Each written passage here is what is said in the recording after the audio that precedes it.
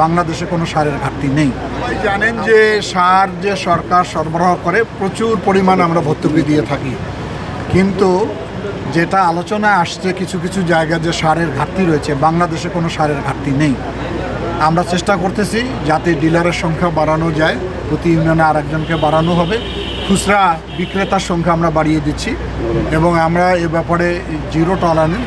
সার নিয়ে যদি কেউ দুর্নীতি করে বা অসৎ পথে যাওয়ার চেষ্টা করে তাদের বিরুদ্ধে ব্যবস্থা গ্রহণ করা হবে এবং আমি আশা করি যে যতটা না বাস্তব তার চেয়ে বেশি রটানো হচ্ছে। আসলে আমি গতকালকে আলোচনা করে দেখেছি যে আমার জেলায় যে সারের বরাদ্দ গত বছর দেওয়া আছে তার চেয়ে অধিক বরাদ্দ দেওয়া আছে। সুতরাং সারের কোনো সংকট নেই, আমরা এটা ক্লোজ মনিটরিং করতেছি এবং জেলা প্রশাসনকে আমরা নির্দেশ দিয়েছি।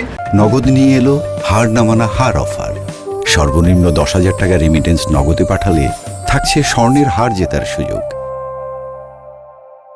এই ধরনের কোনো যদি কেউ দুর্নীতির আশ্রয় গ্রহণ করে, অসৎ উপায়ে আশ্রয় গ্রহণ করে, তাৎক্ষণিক তার বিরুদ্ধে ব্যবস্থা করে। এরকম তথ্য যদি থাকে যে ডিলার সার অন্য জায়গায় মজুত করে রেখেছে, আপনারা তথ্য দেন, তাৎক্ষণিকভাবে মোবাইল কোড করে সারও উদ্ধার করা হবে, আইনগত ব্যবস্থা গ্রহণ করা হবে। সাংগঠনিক সম্পাদকের কাজ তো রাজনীতি, ঠিক আছে, এবং আমরা সেটাও ধিক্কার জানাই। আমরা এটার সত্যিকারের ঘটনাটা কেন ঘটছে সেটা রহস্য উদ্ঘাটন করার জন্য আইনশৃঙ্খলা বাহিনী দিনরাত কাজ করে যাচ্ছে। রহস্য উদ্ঘাটন হোক এবং ওই মৃত্যু আমরা আশা করি নাই যে একটা পরিবারের 4টি মানুষ একই দিনে তাদেরকে হত্যা করা হবে, এটা তো লোমহর্ষকর ঘটনা ঘটেছে। আমরা চাই যে দুষ্কৃতিকারীদের ইতিমধ্যে ধরা হয়েছে, যারা হত্যাকারী, আরও এর পিছনে যারা রয়েছে তাদেরকে আমরা খুঁজে বের করার চেষ্টা করি। না, যে কোনো মৃত্যুই তো আমাদের কারো কাম্য নয়। স্বাভাবিকভাবে মানুষ মৃত্যুবরণ করে, এটাই মানুষের আশা করি। যদি আইনশৃঙ্খলার কোনো কারণ ঘটিত কেউ মৃত্যুবরণ করে সেটা তো কারোর কাম্য নয়। আরিফুল যে মৃত্যুবরণ করেছে এটা আমাদের জন্য খুবই দুঃখজনক এবং এই অঞ্চলের জন্য লজ্জাস্পদ।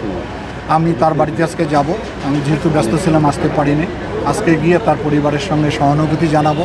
আমি যতটুকু জেনেছি তার একটি মাসুম বাচ্চা বোধহয় 8 দিন কি 9 দিন আগে ভূমিষ্ঠ হয়েছে।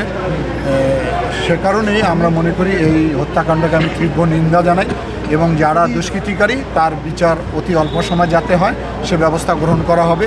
আপনারা ইতিমধ্যে জানেন যে নন্দিনী হত্যার বিচার আমরা ইতিমধ্যে সম্পন্ন করেছি। বাংলাদেশের রেকর্ড যে বাংলাদেশে একটা হত্যাকাণ্ডের বিচার 15 দিনের মাথায় সম্পন্ন করতে পেরেছি।